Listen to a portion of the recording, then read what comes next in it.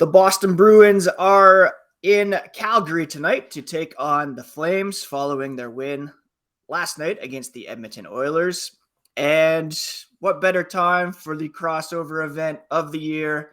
Jess Belmosto of Locked On Flames joining me today to chat. Before we start, I want to thank everybody for making Locked On Bruins, Locked On Flames part of your day. Free and available on your favorite podcast app, on YouTube. Hit that subscribe button. Catch all your favorite teams all over the Locked On network every single day. And I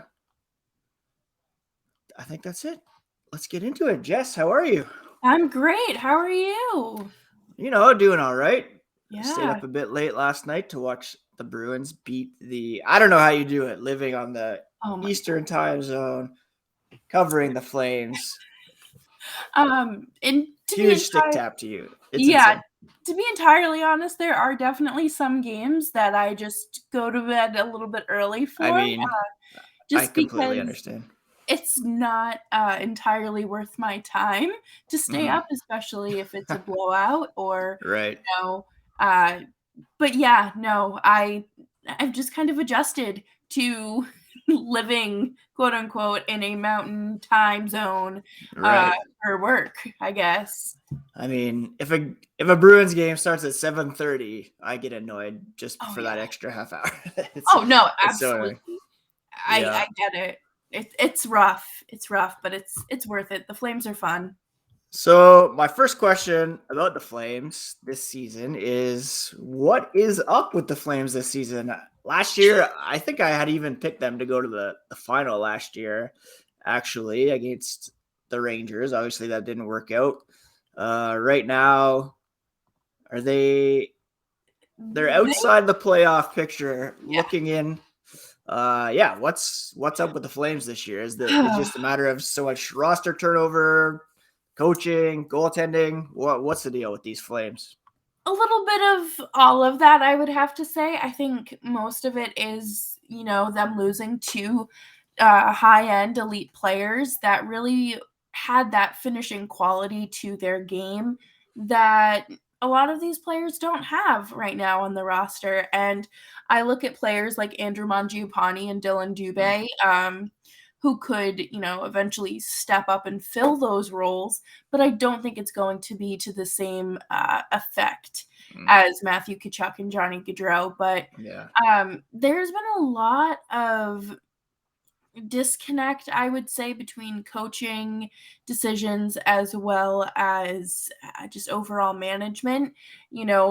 For Milan Lucic in 2023 to be playing on the second line when you have, he goes 70-something games without a goal, miraculously scores back-to-back goals, and so he's quote unquote earned his spot on that second line over prospects that really should be playing over, and elevating their game. But unfortunately, it's just been an issue with the offense and goaltending as well. Jacob Markstrom has had a serious skid in performance, and the level that he played at last year was such a significant outlier to his career as a whole. If you look at the bigger picture, it was obvious you were going to see some sort of regression, whether it was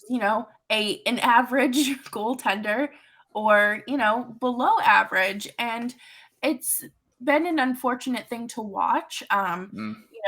He's not playing tonight because him and his partner just welcomed their first child, so it's very exciting for them. Very cool. So, getting to see Dan Vladar, former Bruin, start revenge game. Yes. Uh-oh. Yeah, no. He played when, I believe it was him and Net when they were in Boston last year, and he ended up shutting the Bruins out. Yes. Yeah. I was there, and I was true. like, let's go. Wild. Yeah. So it's definitely been quite the season for the Flames, and just overall trying to navigate anything.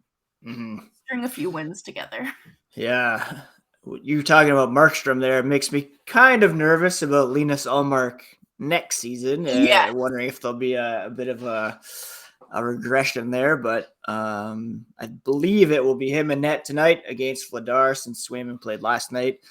So that could be an interesting matchup for sure. And got to wonder, speaking of Lucic, whether or not he might want to mix it up against his old club, maybe yeah, Nick Foligno, Trent Frederick, Garnet Hathaway making an impression. That's yeah. something to keep an eye on for sure. Another guy who has a history with the Bruins is, of course, Nazem Kadri. How has he fit in with the Flames this season? Yeah, so the addition of Nazem Kadri has been fantastic. I was so excited for this, even as a Bruins fan, um, Mm-hmm. mainly because he does add that depth in the roster. You know, the Flames really haven't had a solid 1-2 punch down the middle in quite some time. So for them to have Lindholm, who was a 40-goal scorer, to Kadri, who does add, you know, last season was a point per game player. I think last time I checked it, he's dropped down to a 0.75 point game per player Mm-hmm. or point per game player. I can't talk today. Sorry. Mm-hmm. Uh, but you know, I think it's been great. You know, he does add a little bit of that toughness that I think the roster has lacked. Not in the sense of, you know, recklessly going out there as Toronto Maple Leaf Nazem Kadri, you Right, know, right. but just someone that can kind of take up space. He's down in the corners when he needs to be. He's battling for the puck and he's doing what he has to do. And he's people have said he's underperformed this year. I wouldn't say that. I think that he has come in and played very well in a Daryl Sutter system. Mm. Yeah, very cool. That'll be interesting to see. Keep an eye on him for sure tonight. You mentioned Dylan Dubé earlier. I have him on one of my fantasy teams. Very happy with his production so far this season. He's a guy that I would love to have in black and gold for sure. He certainly seems Yes. to play that kind of game. Looking ahead to the trade deadline on Friday, do you anticipate Calgary being active or making some moves to either try to get into the playoffs? Will they maybe try to retool on the fly, sell a couple of guys? Or what do you think their approach is going to be? Yeah, so I think right now they're kind of in the selling position. Mm, I've always said that Dylan Dubé is my player to be traded, and I've wanted mhm. him to go to the Bruins since I've started Yes, covering. let's make it Uh, happen. and I just think that is something that would work out phenomenally for both sides. Hmm. But right now, they're apparently looking or taking phone calls from Carolina about Mm, Elias Lindholm and who came from Carolina yeah, in the Noah Hannafin trade. So right, right. or I guess the Dougie Hamilton trade. But you know, it's definitely something that I'm interested in seeing. I think they're going to be doing a lot of selling if it comes down to it. If there really isn't something that can be worked out. Right. Speaking of the Hurricanes, they did just add Jesse Puljujarvi from the Edmonton Oilers. So last night's game against the Bruins, a loss was his final game in Edmonton, I guess, and that's a smart move for the Carolina Hurricanes, Yeah. in my opinion. All right, before we turn the page and talk a bit more about the Bruins, a quick word about Built Bar. Built Bar is fantastic snack treat that we've been talking about for a long time here on the Locked On Network. And what makes them so great is that they are delicious. They're covered in 100% real chocolate. They come in unbelievable flavors like churro, peanut butter brownie, coconut almond, but they're also good for you. It's incredible how they do it. What they have is about 130 calories, 4 grams of sugar, 17 grams of protein, and you don't need to wait around to get a box in the mail anymore either. You can still order using built.com, but you can also pop down to your local Walmart or Sam's Club and get a 4-box from the Walmart pharmacy or a 13-bar box from Sam's Club, full of all of the best flavors. Again, brownie, batter, churro. Give them a try. Thank us later, because Built Bar never disappoints. Never. And also want to remind everybody, the trade deadline is coming up on Friday, March 3rd. You can join Locked On NHL hosts live on the Locked On NHL YouTube channel from 2 to 4 p.m. Eastern, as our hosts break down the biggest deals from around the league. Locked On Podcast Network, your team every day. Of course, if anything happens with the Bruins, I'll be jumping on to discuss that as well. Flames, all your teams you can catch on that channel. And I mean, there's already been a lot of deals that have happened. Hopefully there's still something left between now and Friday, maybe for the Bruins, maybe for the Flames as well. Yeah, I think at this point, maybe they're kind of doing us a favor and giving us waiting to give us something to talk about. I'd like to think that we are important enough to be in the back of their minds while making decisions. But sure. How have the Bruins done it?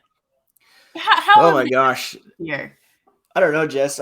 So many people have asked me that question. I was just away this past weekend with a bunch of guys. So many people say, like, how is this happening? And I really don't know. Like, shameless plug, I had Brad Marchand on the podcast last week, and I asked him that same question, and he said, it's pretty much just a perfect storm of all kinds of things working for them. I mentioned Linus Ullmark earlier. He and Jeremy Swayman, arguably the best tandem in the NHL, and just putting up ridiculous numbers. Not a lot of us were fans of the coaching change at the time, or at least firing Bruce Cassidy, but Jim Montgomery, the players are responding to him off the ice, on the ice, and you're getting production like up and down the lineup. Last night in Edmonton, Nick Foligno scored his 10th goal of the season, which, thinking about that last year would have been mind-blowing. So to get that from like a third, fourth liner, pretty good. And their overall team defense has been so strong. Again, just talking about last night's game, impossible to contain Connor McDavid for the whole 60 minutes. He did score his 50th goals to pull ahead from David Pastrnak. But, the Bruins still only held Edmonton to 2 goals. They had the league's leading offense heading into that game. And then the new additions only helping along that line. So how they're doing it, there's no one specific reason, I don't think. And it's just my hope is that whatever is working for them now will carry over into, April, May, and hopefully well into June as well. Yeah. I remember kind of going into this season and looking at the minimal roster changes. Mm-hmm. And then just kind of thinking, well, last year you weren't working with, you're working pretty much with the same roster. Mm-hmm. Are you going to get anything other than a first round exit? Right. But I guess that Jim Montgomery, who has one heck of a story, is, kind of has come in and just made the world a difference. And David Krejci as well this season. Can you talk a little bit about him and how, he came back from the Czech League and is still producing? Yeah, obviously that was one thing I talked about so many times last season, was how will the Bruins fill that hole left by David Krejci? They ended up really not having success at that. Eric Hallow was up there for the balance of the regular season, and he played pretty well, but you can't replace a David Krejci. And, going back to what you said about not a huge bit of roster turnover, that's something that Bruce Cassidy talked about when he was let go, is that, he can only, I think he said something like, you can only cook with the ingredients that are put in your cart. and he had the distinct disadvantage of not having David Krejci there last year. Yeah. The Bruins were able to flip Haula for Pavel Zacha, who's been amazing. And yeah, he's just, I think part of it last season was too, there were a bunch of new faces, and it takes guys time to get used to a new city, a new system, all that kind of stuff. Hampus Lindholm's now in his first full season playing unbelievable hockey. You have the luxury of like having Taylor Hall down on the third line. Not to say Jim Montgomery has been perfect in terms of his deployment or roster decisions, but he certainly, he didn't have to reinvent the wheel by any stretch of the imagination, but he has pushed the right buttons. He's getting the most out of guys who struggled under Cassidy, like Jake DeBrusk for a while, Trent Frederick. So I think his relatability has really served him well, and he's connecting with the guys, but also getting the most out of them on the ice, which has been huge. And Krejci specifically, to go back to your question, yeah, he has. A lot of people were saying you spend a year playing in, no disrespect to Czechia and their pro league, but it's not a high level league. Come back, is he going to miss a step? Is he going to have a huge drop off? We saw in the World Championship last year that he could still play at a high level, hang with David Pastrnak, and he really hasn't missed a beat. He's as vital to this team as he was in the previous decade before he decided to go home, and it's so great to see him back in black and gold this season for sure. Yeah, I think that it's just been absolutely astonishing to watch this team and kind of give it the last dance. I kind of wrote off the Bruins. I felt like 2019 was truly like their last go of it. And to watch, it felt like that was kind of it. But this year, I don't know. It gives me that special feeling. This roster does the same way 2011, 2019. I mean, I'd say 2013, but like, we don't have to talk about that. Still too soon. Yeah, seriously. But it's absolutely incredible to see what Don Sweeney has been able to, for as many mistakes as he makes. Yeah. Plenty of them. For him to just continue to work his magic at the trade deadline, and it's only been a few games, but how do you feel about the acquisition of Hathaway and Orlov? Yeah, I feel pretty good about it so far. They've won 2 in a row with these new guys in the lineup, 7 in a row overall, and that trade kind of came out of the blue. Everybody was expecting Vladislav Gavrikov to become a Bruin, and for Sweeney to not only add a very talented defenseman to the lineup, but also that gritty depth forward that they needed without really giving up. All respect due to Craig Smith.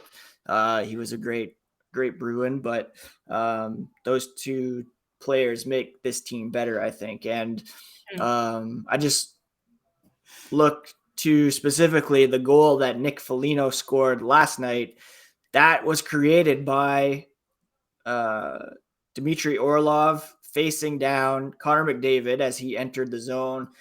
He managed to get the puck, fed it to Coyle, and then they went the other way. Like Orlov's, it does suck because that someone's has to come out of the lineup. It was Clifton the first game, Matt Grzelcyk the second game. I don't love him being out of the lineup, but Orlov just makes the defense, which was already outstanding, even that much better. So his addition specifically has been huge. Hathaway, mixing it up on the forecheck. he was instrumental in the third goal last night. So far, the early returns are very positive. Still hoping that Don maybe adds some scoring to the lineup with Taylor Hall being injured at the moment. A bit thin in the bottom six in terms of scoring, but can't complain about the deal that Sweeney has already made to this point for sure. Yes, absolutely. And coming up next, we are going to kind of talk about our players to watch and what we might need to look for as the trade deadline draws near.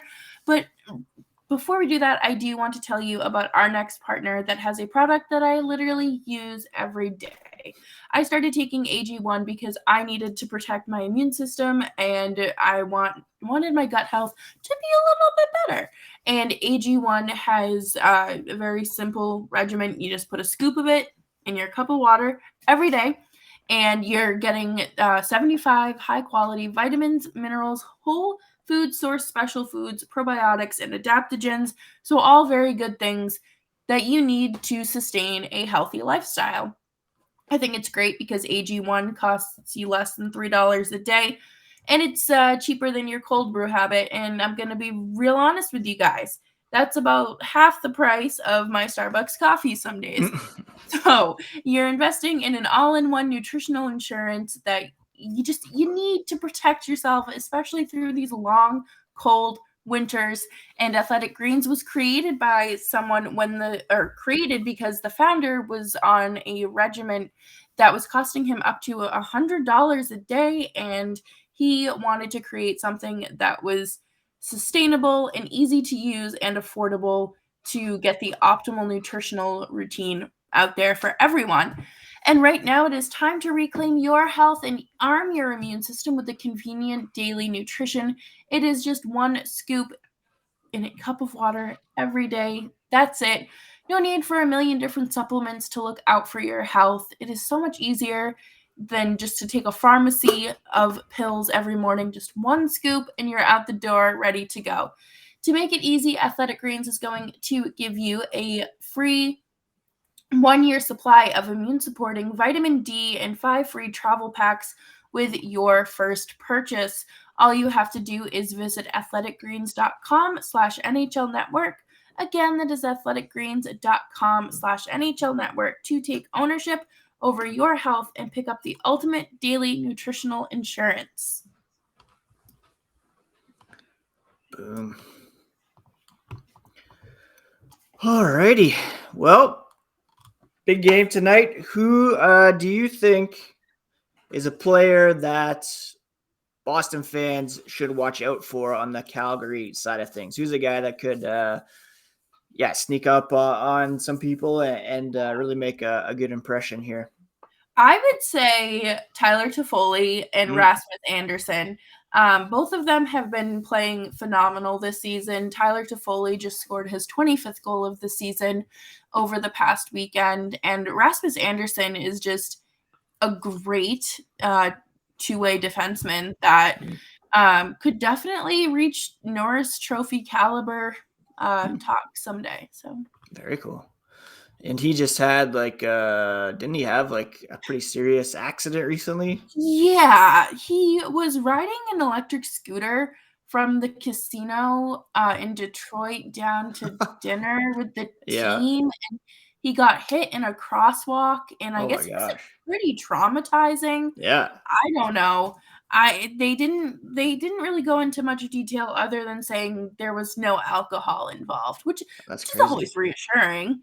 And obviously he wasn't too banged up. I think he missed 2 games.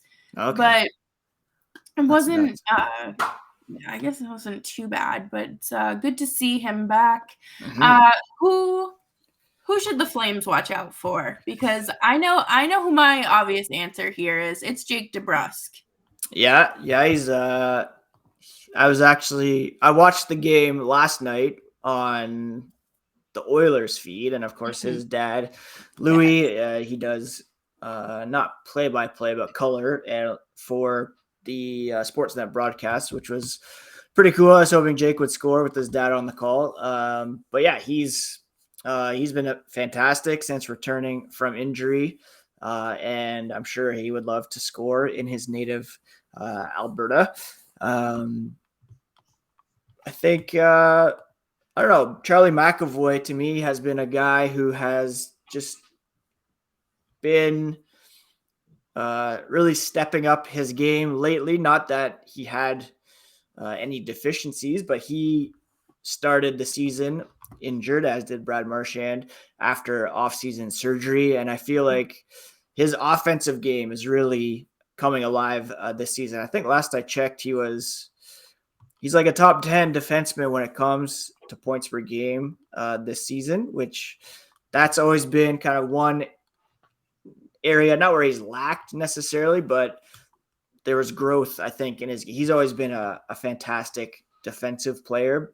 But unfortunately, in the NHL landscape, you're not going to get as much Norris love if you're not one of the top scorers as well.